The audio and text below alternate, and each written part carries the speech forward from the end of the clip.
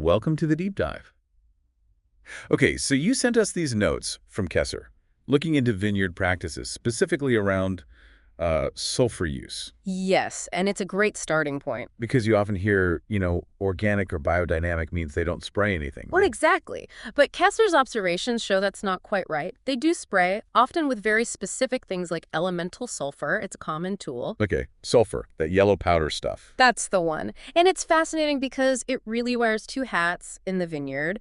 People mostly think of it for fungus control, like powdery mildew. Right, the fungicide angle. But it's also absolutely vital as a nutrient for the vine itself, for growth, for, well, basic function. Okay, so two big things to unpack today then.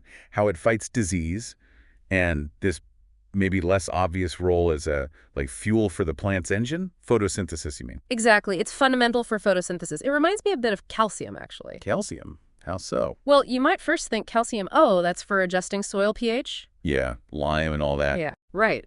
But its main job in the plant is nutritional, building strong cell walls. Sulfur's kind of similar. The disease control aspect often overshadows its basic nutrient job. Interesting analogy. Okay, Yeah. let's dive into that nutrient role first then. Kesser noted a winemaker stressing sulfur's importance for photosynthesis. Why is that? Right, so Mr. Hendricks from the Nature and Innovation class Kesser attended explained it really well. Sulfur is what we call a macronutrient. Macronutrient, meaning the plant needs a fair bit of it. Yeah, relatively large amounts, not quite on the scale of nitrogen or potassium, phosphorus, but definitely way more than just a trace element. It's essential. So what's actually doing in those amounts? What makes it so critical? Well, fundamentally, sulfur is a building block. It's needed to make specific amino acids. You might have heard of cysteine and methionine. Vaguely. Amino acids build proteins, right? Exactly. Think of them like essential Lego bricks. And these proteins are, the absolute workhorses inside every plant cell. They do everything. So no sulfur, no key building blocks, meaning problems building the plant's machinery. Precisely. And a huge part of that machinery is enzymes. The catalysts, speeding up reactions. Right. Sulfur is a component in loads of enzymes that control all sorts of chemical reactions, including, crucially, the reactions involved in photosynthesis. So the winemaker was spot on. So it's enabling the process, even if it's not grabbing the sunlight itself. Well, and it's even a bit more direct than that, too. Sulfur is actually part of the structure of certain molecules inside the chloroplasts. The chloroplasts, those are the little green solar power factories in the cells. That's them, where chlorophyll lives and captures the sunlight. Okay. So if the plant is short on sulfur, it literally can't make enough chlorophyll. And that leads to? Yellowing leaves, often a pale green or distinctly yellow look.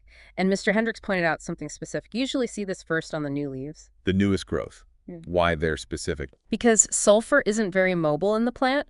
Once it's built into tissues, the plant struggles to move it around to newer parts that need it. So deficiencies show up where the demand is highest and the supply is lowest, the new growth. Right, that makes sense. And this observation about leaf color actually led Kesser to think about Epsom salt.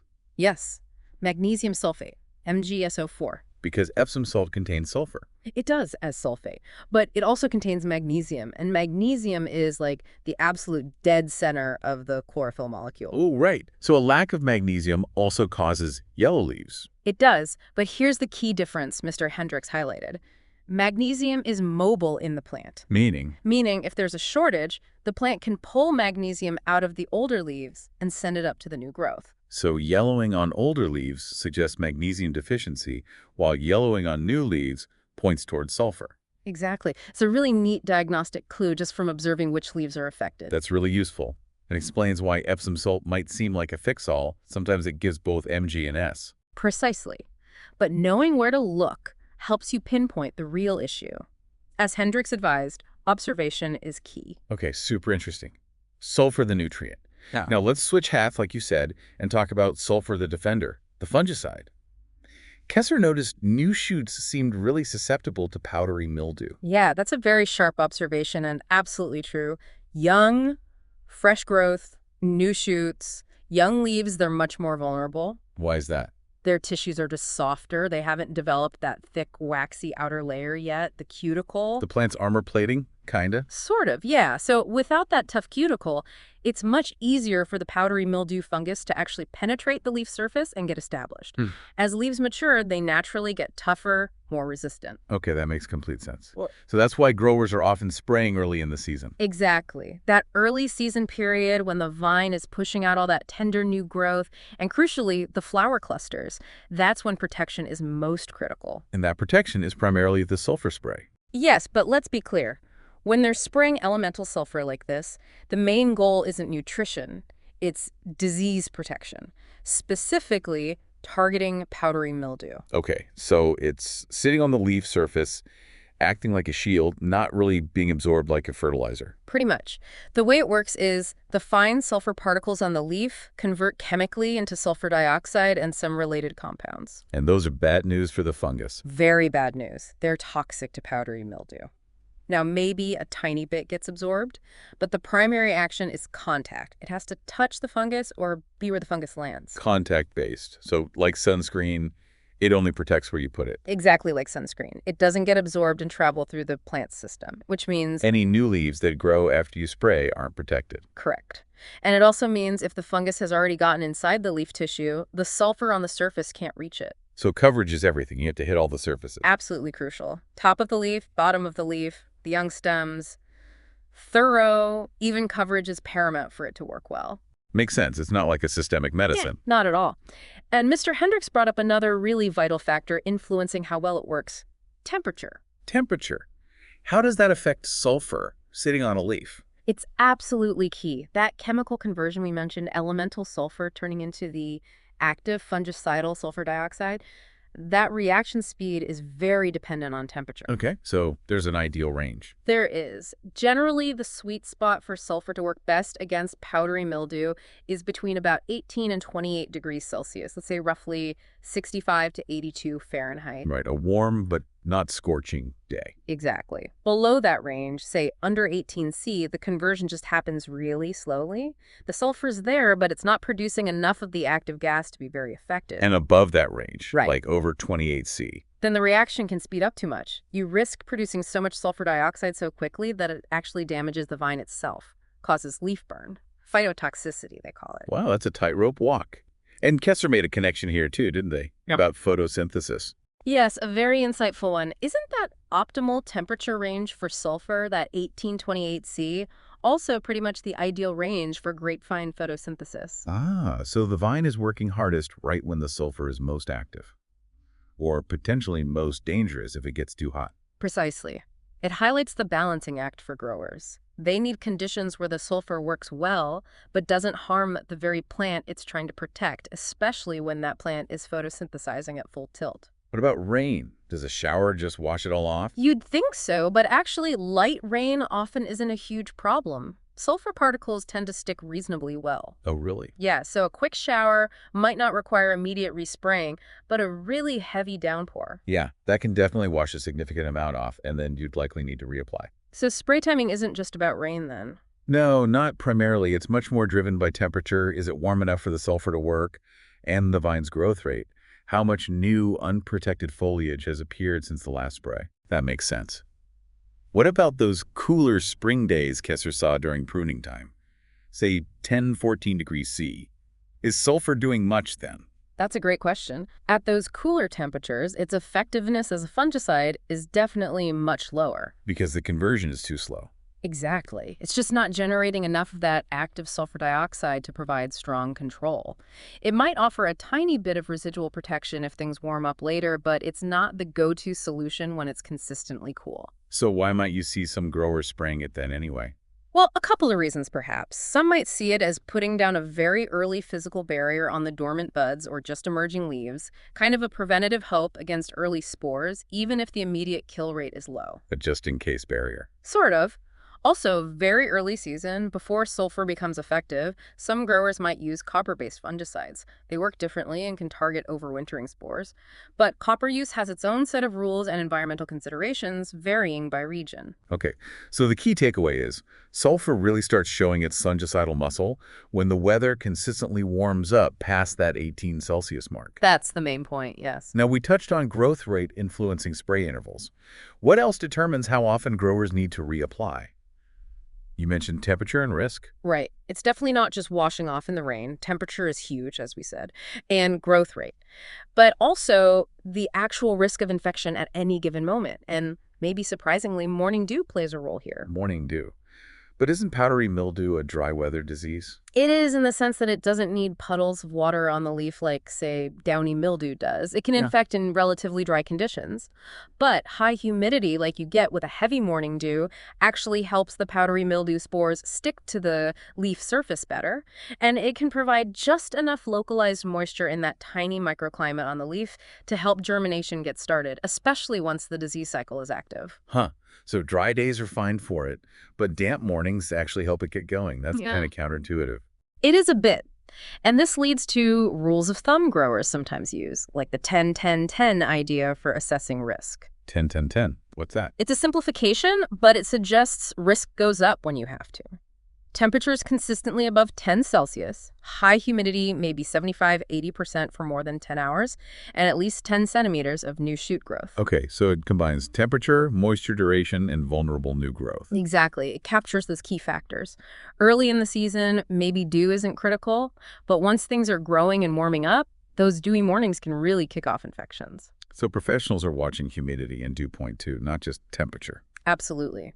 They use detailed weather data. In fact, many rely on quite sophisticated models. Places like UC Davis in California have developed powdery mildew risk indices. Like a disease forecast? Pretty much. These models take current and forecast weather temperature, highs and lows, hours within optimal temperature ranges, humidity levels, leaf wetness duration, and calculate a risk score. Yeah, there are apps and web systems linked to local weather stations that give growers a daily or even hourly risk assessment for their specific vineyard block. It helps them time sprays much more precisely. Only spray when the risk justifies it and ensure the conditions are right for the sulfur to actually work. Because as you said, timing and conditions are everything for sulfur. Exactly. You want to be proactive, get the protection on before infection happens, because sulfur is mainly a protectant, not a cure. This is way more complex than just spraying some yellow powder. Which brings us to another point from Kesser's notes that sounds really important but maybe easy to miss. The water you mix the spray with, its quality, specifically pH. Yes. This is huge and honestly often overlooked by amateur growers, sometimes even professionals. People grab the hose, fill the tank, mix the sulfur. And don't think twice about the water itself. Right. But the pH of that water can make a massive difference to how well sulfur works and for how long. It can literally cut the effective life of the spray down to just a few hours if the pH is wrong. Imagine mixing a tank, driving it out to the vineyard. And by the time you spray, it's already losing its punch. Potentially, yes. Especially if the water is alkaline, has a high pH. Why is high pH bad for sulfur spray? In alkaline water, the elemental sulfur particles can undergo a chemical reaction called hydrolysis.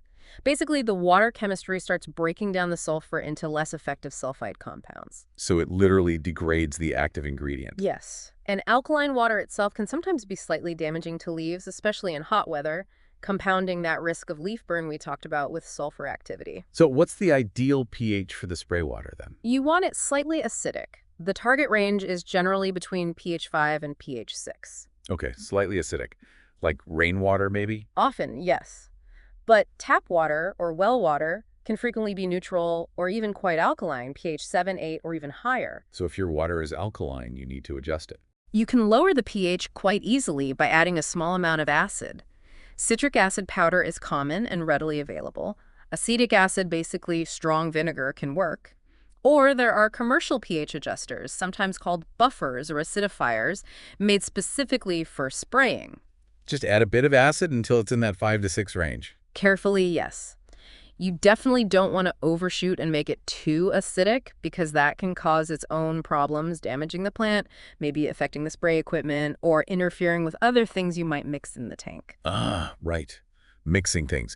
Can sulfur react badly with other sprays or fertilizers? It can. Compatibility is always something to check. Some mixtures can cause chemical reactions, things might fall out of solution, or the pH could shift dramatically. Always read the labels and maybe do a small jar test first if you're unsure about a mix.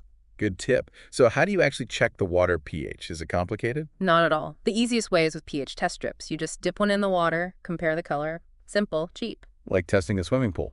Exactly like that. For more accuracy, especially if you're doing larger batches or doing it often, a handheld digital pH meter is better. They're not terribly expensive these days. And say you need to lower it with citric acid. How much would you typically add?